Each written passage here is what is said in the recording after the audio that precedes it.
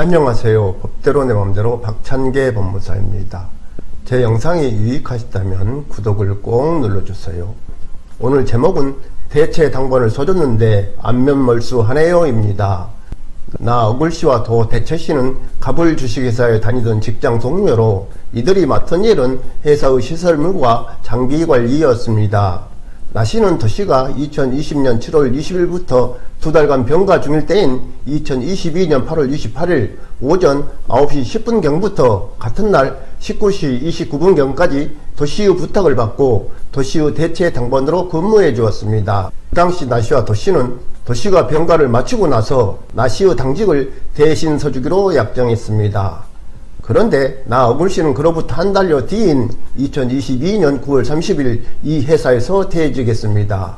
그 후 나씨는 회사에 자신이 도씨를 대신하여 근무한 대체 당번이로 임금을 지급해달라고 요구했으나 회사는 당사자 사이에서 문제를 해결하고 하면서 이를 지급하지 않았습니다. 이에 나씨는 도씨에게 회사의 다른 동료였던 이 3자씨의 대체 당번을 써줄 것을 요구했는데 도씨는 이를 거절했습니다.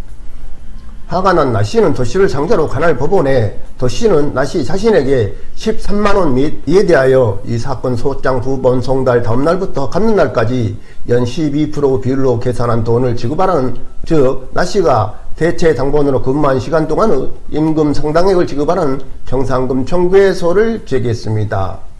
이에 대하여 관할 법원은 도 대체씨가 나 억울씨의 대체 당번을 써주지 않은 것은 나씨의 퇴직에 기인한 것으로 보이므로 이에 도씨의 기책 사유가 있다고 할 수 없다. 또한 원칙적으로 이와 같은 대체 당번이로 임금은 회사가 나씨에게 지급해야 하는 것이고 회사가 도씨에게 이 당번이로 임금을 지급한 자료도 없을 뿐더러 도씨가 병가 중이었으므로 도씨가 이를 부당이득하였다고 볼 여지도 없다. 한편 나 억울씨가 회사에서 정산받지 못한 대체 당번이로 임금 상당액에 대하여 나 억울씨의 퇴직 이후에 당사자 사이에서 이를 돈으로 환산하여 지급하기로 하는 약속이 있었다고 볼 증거도 없으므로 나 억울씨의 청구는 이유 없다고 하면서 나씨의 청구를 기각했습니다. 사례에서 대체 당번 수행 약정에 따라 그 의무를 이행한 나 억울씨는 그 대가로 도씨에게 대체 당번 이행을 구할 수 있는 채권자이고 도 대체씨는 채무자입니다.